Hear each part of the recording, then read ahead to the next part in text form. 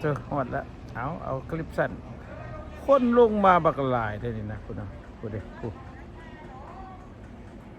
เอาเบิ่งเด้อหอดเขื่อนน้ำเงืมละมาวันไม่ยิงสากล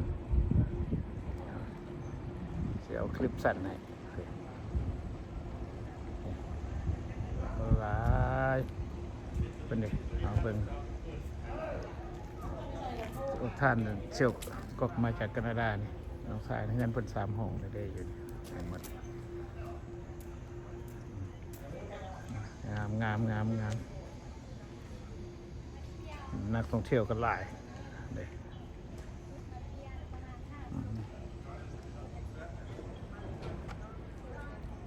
ตัวเกาะนี่บักละลายขอจบคลิปสั้นลุงเดชเล่าทางแดนไว้เพียงเท่านี้โอเคบายโชคดีมีทรัพย์ทุกๆคาน